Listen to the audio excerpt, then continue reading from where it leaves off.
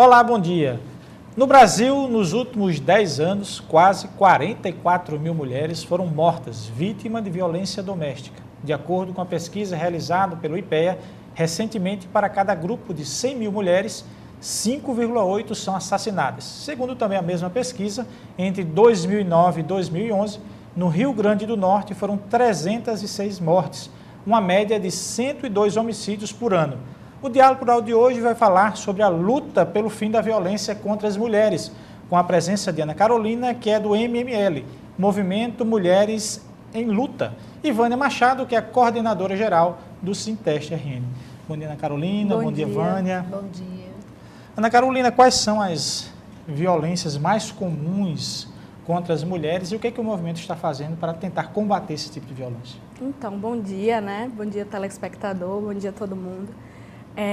Mas o que é que acontece? Existem vários tipos de violências, várias formas de violência. Tem a violência física, tem a violência psicológica, que às vezes com as palavras a gente machuca também as mulheres, né? Tem a violência sexual, tem a violência doméstica, que já representa aí cerca de 70% dos casos de violência contra a mulher. Mas também tem a violência institucional, né? Que a gente encontra aí dentro das organizações, tanto públicas quanto privadas, seja aí na falta de políticas públicas, seja no despreparo das equipes para tratar com a questão da mulher, né? Então, existem várias formas. O MML aqui no estado, ele está se consolidando esse ano, né? E esse ano a gente já está começando aí uma campanha que tem o nome de Chega de Violência, Chega de Estupros e não a violência contra a mulher. Esse é o nosso objetivo, né? Então, a gente vai começar aí uma série de campanhas, né? A campanha começou agora dia 25 de novembro e vai se estender aí até o ano que vem. Vânia, você acha que essa violência que traz contra a mulher, digamos assim, teria alguma participação ou não, puramente ou talvez um machismo, e as mulheres estão mais atentas a isso? Com as campanhas desenvolvidas, tem chamado mais atenção para a mulher. E a dificuldade que a gente encontra dessa compreensão da própria mulher, dela entender. Então, esses espaços que são criados são exatamente para isso, para despertar e fazer a compreensão de que o que é uma atitude machista e o que isso violenta. Então, nós temos muitas mulheres aí adoecidas porque estão sendo violentadas e sequer sabem que estão sendo, e as que estão sendo vão ter que tomar alguma posição diante disso. Vânia, você que faz parte, é coordenadora de um sindicato de luta, e o sindicato tem muitas mulheres no serviço público federal, que não só atinge aqui o Rio Grande do Norte, Natal, mas também o interior. O sindicato vê nas mulheres sindicalizadas essa possibilidade de serem multiplicadoras para que se combata a violência contra a mulher, contra elas próprias? Nós já estamos iniciando o nosso trabalho com esse programa que vai ao ar, né? Exatamente para não tratar dessa temática apenas no nosso espaço da Universidade Federal do Rio Grande do Norte, mas que chegue para o nosso estado e, quiçá, para outros locais, né? Devido à repercussão da internet, com esse espaço na internet do nosso programa, que a gente possa alcançar mais mulheres. E aí, conscientizar nossas sócias para serem multiplicadoras, através de palestras que nós vamos fazer, tanto para a direção quanto para os associados. Nós estamos trabalhando essa temática junto com o MML, o Movimento de Mulheres em Luta, né, que está aí trabalhando essa temática para que nós possamos reduzir, ou seja, extinguir a violência contra as mulheres. Ana Carolina, algo que se coloca muito na questão da justiça é a impunidade. A impunidade é um dos fatores que faz com que o homem ainda use esse subterfúgio da violência contra a mulher? Então, é certo que na sociedade que a gente vive, né, nós encontramos aí o machismo sendo reproduzido de diversas maneiras, e certamente no que se refere à violência machista, violência doméstica, por exemplo, a impunidade ela também é reflexo, por exemplo, da falta de estrutura nas delegacias, da falta de investimento dos governos, né? A impunidade também é reflexo, por exemplo, da falta de casas-abrigo, da falta, não permite que a mulher se sinta segura, por exemplo, para denunciar, se sinta segura para sair do seu ambiente de violência. Enfim, então a impunidade ela é bem reflexo também da falta de investimento, da falta de prioridade dos governos em relação à violência contra a mulher. Até mesmo porque as delegacias, elas não funcionam no final de semana. E onde há mais agressão é exatamente no final de semana, onde há o lazer, onde há a bebida, aquela coisa toda que reproduz isso. Então, nós precisamos realmente de delegacias abertas 24 horas, né? E com mulheres, porque há um tratamento diferenciado, né? Quando a mulher chega aqui, está na delegacia, que é o homem, ele não trata essa temática, não dá essa importância que devia. E né? talvez até se sinta reprimida em dizer algo diferente para um homem ali presente, como ela poderia dizer diferente para a mulher. Sem falar que a reprodução, assim, que o pessoal fala que há chacotas, né?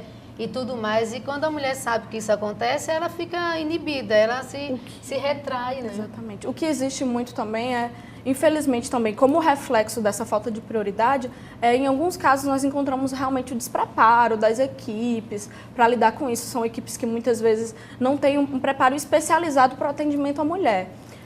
E fora que também, por exemplo, você colocou a questão das delegacias não funcionarem no final de semana, mas também existem pouquíssimas delegacias no nosso estado, né? Isso. O nosso estado todo são somente 5 delegacias da mulher. Em Natal são somente 2 delegacias. Então, não só delegacia, mas, por exemplo, a questão da casa-abrigo para o Rio Grande do Norte todo é uma casa-abrigo somente com pouquíssimas vagas. E quando a mulher precisa sair de casa, ela precisa sair com seus filhos, precisa levar para casa-abrigo também, então acabaram as vagas na casa-abrigo. Então, essa é a realidade mesmo que a gente encontra. O governo federal e os governos não teriam uma participação fundamental, quer dizer, é uma questão de investimento. Isso tudo é uma questão de investimento, principalmente no interior do estado. E as mulheres, ainda há muita dificuldade em a mulher tentar buscar essa liberdade do homem? O que acontece? Você falou uma coisa muito importante. Por exemplo, quando a gente vai falar de violência doméstica contra a mulher, a gente identifica também um detalhe. A violência, ela também tem um recorte aí de classe e um recorte de raça também. Boa parte das mulheres que sofrem agressão, que sofrem violência, elas são mulheres negras e são mulheres com baixa escolaridade. Muitas delas dependem também dos seus companheiros, né? Então, o que acontece é que, quando elas sofrem agressão, muitas vezes elas não têm condições de sair do seu lar, não têm condições de sair, se sustentar, de sustentar seus filhos. E, por exemplo, a Lei Maria da Penha já seria um passo, se a Lei Maria da Penha fosse realmente efetivada, já seria um passo para que ela conseguisse sair dessa relação de violência, sair desse ambiente violento, que muitas vezes o seu lar representa esse ambiente, né? Mas é realmente fundamental. Para que a mulher consiga sair de casa, ela precisa ter todo um amparo, ela precisa ter um emprego, precisa ter como se sustentar, precisa ter políticas sociais, políticas públicas que incentivem ela e que cuidem dela, que cuidem da segurança dela.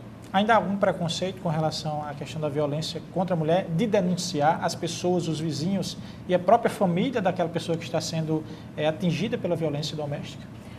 Então, a gente observa que existe a questão da denúncia aumentou, né? Principalmente aí com a Lei Maria da Penha, desde 2006, a gente percebe que houveram novas denúncias, cada vez mais novas denúncias, tem campanhas para aumentar as denúncias, mas infelizmente a proteção à mulher muitas vezes se limita a isso, a denúncia. Os familiares às vezes denunciam, mas o que acontece? Mais de 70% das mulheres ela tem medo de denunciar e acontecer algo pior com elas serem assassinadas, alguma coisa do tipo. Então, por mais que um familiar muitas vezes denuncie, ela fica com medo, com receio, porque não tem a segurança, não tem uma proteção, não tem um abrigo para que ela possa sair desse ambiente de agressão e de violência. E o pior ditado seria aquele: em briga de marido e mulher, não se mete a colher? Mas se mete sim.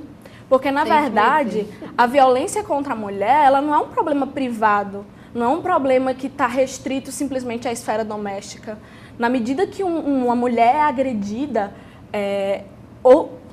isso é um sintoma de um problema muito maior na sociedade, que é um problema de violência generalizada. Muitas mulheres sofrem violência e sofrem violência o tempo todo, como eu coloquei aqui no começo, violência de várias formas. Então, essa coisa de briga de marido e mulher, ninguém mete a colher, mete sim, porque a violência contra a mulher é um problema público, é um problema de todos nós e nós temos que realmente nos envolver nisso. Vamos agora para o nosso primeiro intervalo, e se você quiser denunciar algum caso de violência contra a mulher, ligue para o número 0800 281 2336. Ele funciona 24 horas para atender ocorrências em todo o estado. O Diálogo Plural volta em 30 segundos.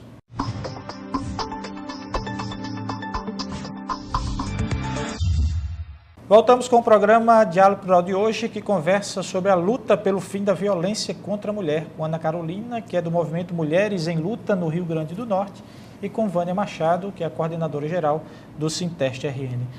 Ana Carolina, a gente vem falando da questão da violência, do atendimento, até a gente tocou um pouco na questão do setor público, na falta de investimentos em delegacias e algo mais.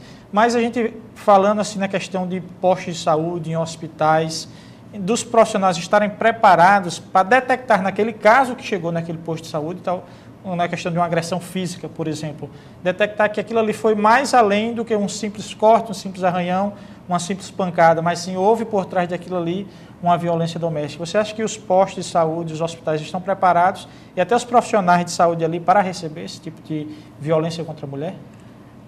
Então, o que acontece é que as mulheres chegam aí aos postos de saúde, aos hospitais. Primeiro, elas chegam com muito medo, né? Elas não vão querer em momento nenhum admitir que foram agredidas pelos seus companheiros, que é o que acontece na maior parte dos casos. Elas não vão querer admitir que foram agredidas por algum irmão ou por seu pai, que também acontece em muitos casos. Então, ela já chega muito fragilizada nesses ambientes, né? Ela já chega realmente precisando de uma atenção especial.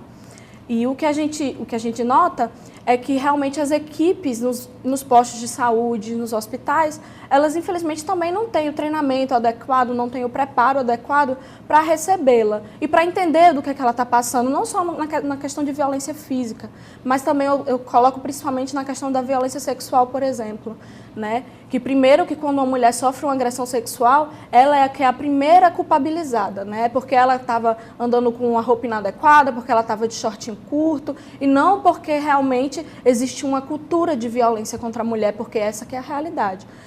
Então, a gente sabe que muitas mulheres chegam realmente aos postos de saúde, onde elas deveriam ser atendidas, onde elas deveriam ser protegidas, né? Mas, infelizmente, muitas vezes falta realmente o tratamento adequado. Mas eu coloco sobre essa questão da violência institucional, não só a questão dos hospitais, mas eu coloco até nos mais altos patamares das autarquias, digamos assim, né? Por exemplo, está em vigor aí, em discussão, uma lei que se chama Estatuto do Nascituro, que no caso, retira um direito das mulheres, que é o direito de, quando ela é estuprada, ela evitar essa gravidez que é indesejada. Existe também uma violência que é institucional, nos casos quando as mulheres vão parir. Então, há inúmeros relatos de que quando elas estão lá com dores, né, estão gritando, sofrem aquele sofrimento, o próprio profissional diz, na hora de fazer foi bom, e agora não doeu, e agora está doendo. Então, assim, releva aquele momento de dor que realmente é muito doloroso, um parto normal, a insignificância daquele momento. E realmente há uma diferenciação. Né? O ato sexual foi feito exatamente para isso, para o prazer e tudo mais, mas o momento do parto ele é doloroso.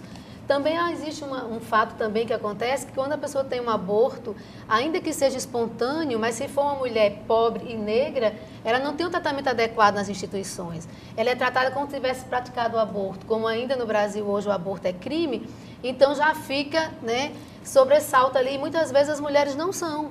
Né? Eu tive 2 abortos espontâneos e não foi um aborto que eu fiz. Mas se eu não tivesse, né, não tivesse um aparato, né, eu não sei como teria sido. Então, a gente precisa trabalhar isso, principalmente, na Carolina, nas instituições públicas, porque lá tem que ser o exemplo.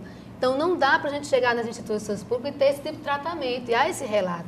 E aí a gente deixa aqui para as mulheres denunciarem, não tenham medo, tá? Não tenham medo, denuncie, pergunte o nome do profissional que disse isso, que lhe atingiu, porque foi 2 violências, né?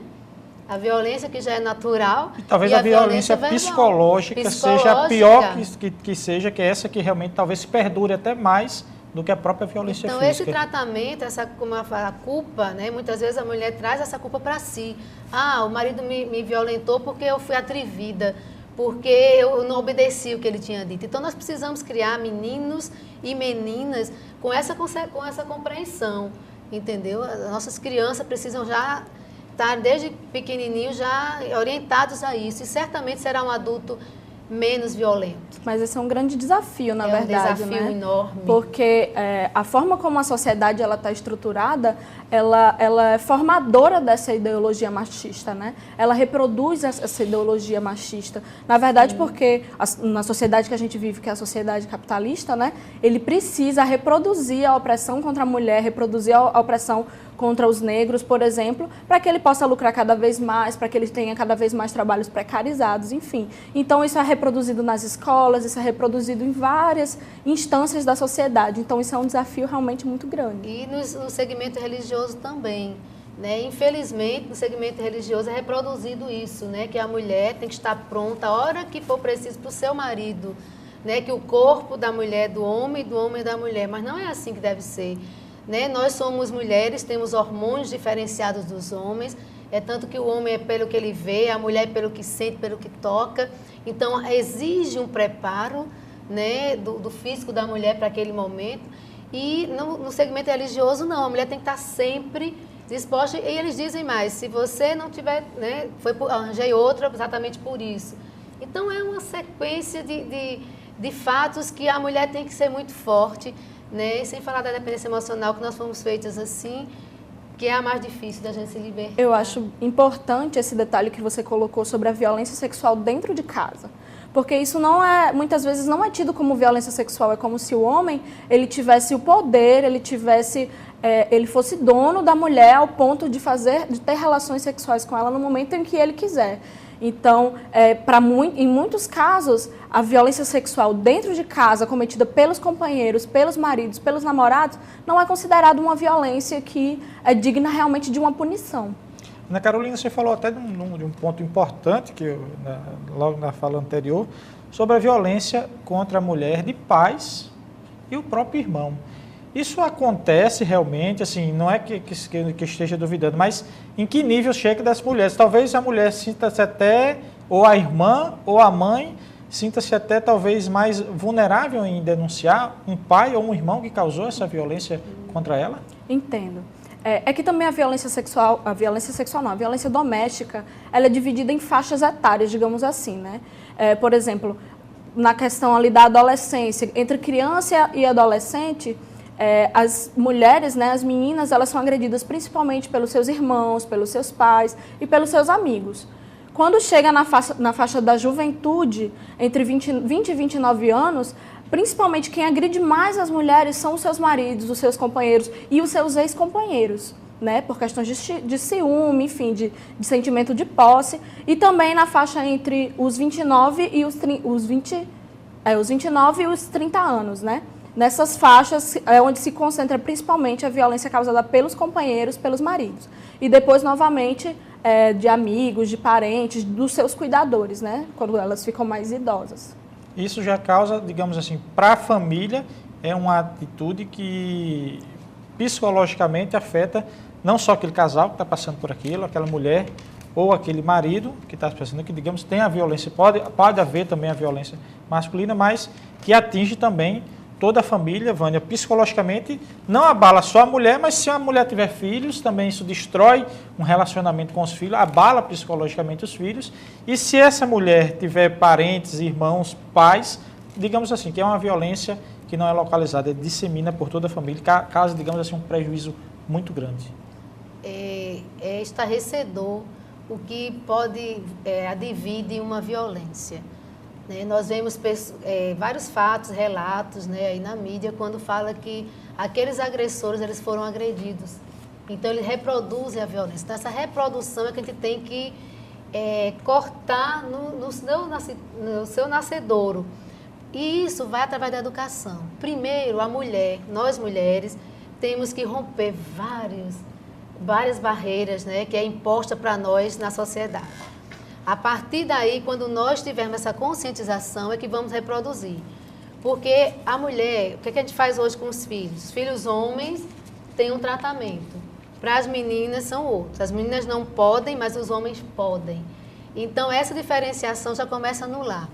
E isso tem que ser tratado de forma diferenciada. Como? Tratar a igualdade, começar em casa.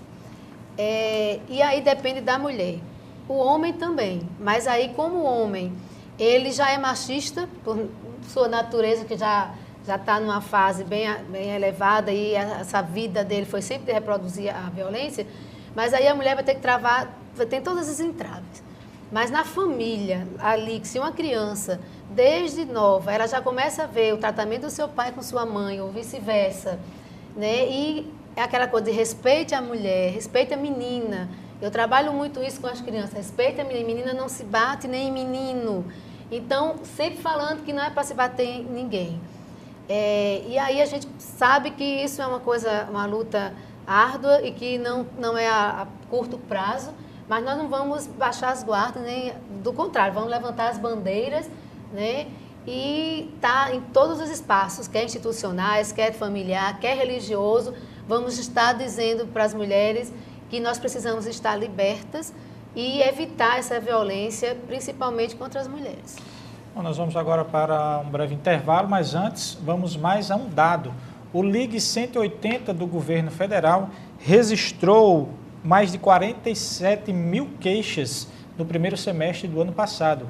Por dia são mais de 2.000 ligações, entre desabafos e pedidos de socorro. O serviço, no entanto, não serve para denúncias e sim para orientar as pessoas a procurarem uma delegacia. Não sai daí, o Diálogo Plural volta em 1 minuto.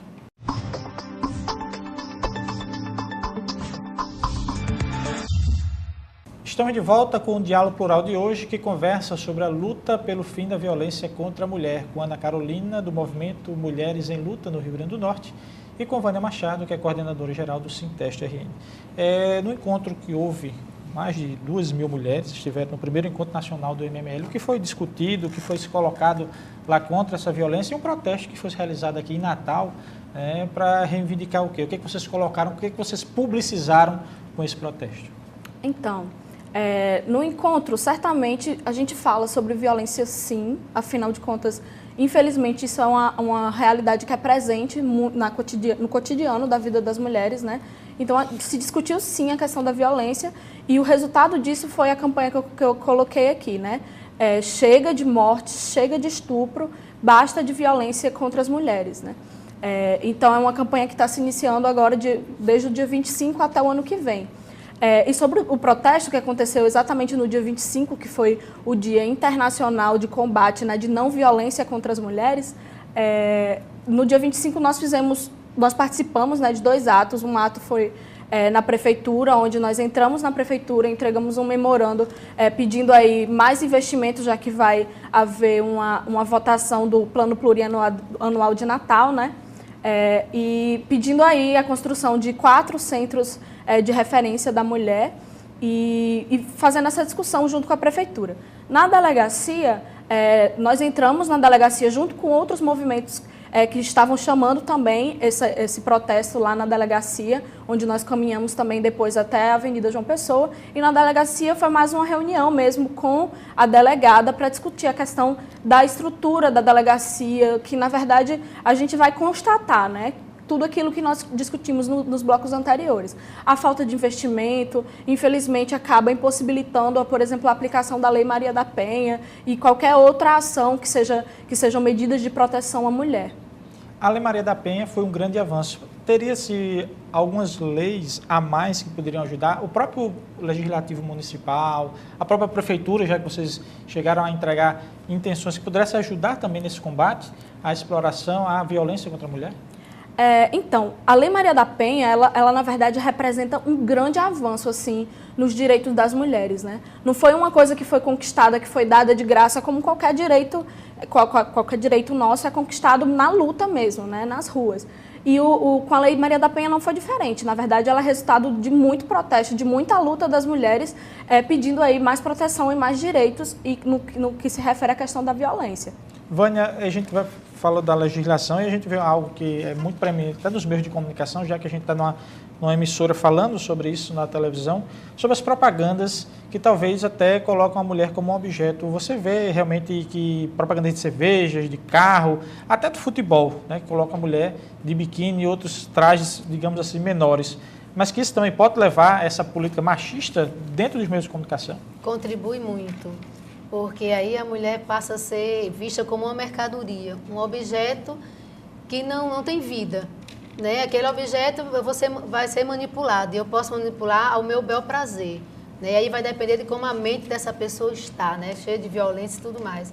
Então, não só as propagandas, mas as músicas hoje, que diz uma tapinha não dói, já está dizendo ali para aquela criança que uma topinha pequenininha não dói, né? E aí a gente sabe que essa luta, essa conquista da Lei Maria da Penha e outras lutas, né? Como a gente usar uma calça comprida, como a gente se maquiar, coisas simples que a gente faz hoje, foi a muito suor e sangue. Muitas mulheres morreram, né?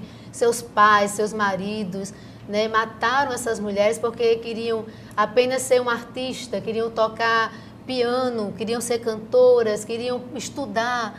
Né? Nós temos muitas mulheres ansiosas que já se foram, que morreram muito angustiadas porque não conseguiram estudar, ser uma pessoa ativa na sociedade, porque além dos seus pais, quando casou também o marido foi lá e reduziu o seu espaço. Né? Então a gente sabe que a propaganda vai estar formando opinião. Então o meio de comunicação tem um papel fundamental, né, de formar a opinião e aí a gente precisa estar utilizando esses meios para que a gente possa estar dialogando, né, dialogando com a sociedade, para que a gente possa reduzir e dizer para reduzir a violência contra as mulheres, aliás, extinguir, né, nosso alvo é a extinção disso aí, mas também de formação, a gente precisa. E aí vai, além do meio de comunicação, os espaços nos sindicatos, nas próprias instituições, nas organizações, precisa as mulheres estar buscando esse espaço, segmento religioso, está tratando essa temática da violência contra as mulheres e a gente tem que estar cavando espaço, como a gente chama, né? Buscando espaços e nas ruas também. Né? Nós temos a Marcha das Vadias, que representa isso aí, mas muita gente não vai por causa do nome vadia, mas é exatamente para chamar a atenção, para chocar mesmo e mostrar que não é aquilo que faz a mulher vadia, não é isso. Né? Então, tratar desses conceitos e preconceitos existentes na nossa sociedade para termos uma sociedade libertária, que a mulher seja livre, como foi feito o ser humano para ser livre, tanto o homem quanto a mulher. Ana Carolina, nós temos ainda 30 segundinhos para, antes de encerrar o nosso programa, fica aberto aí para que você possa dar o recado para chamar as mulheres para combater essa violência.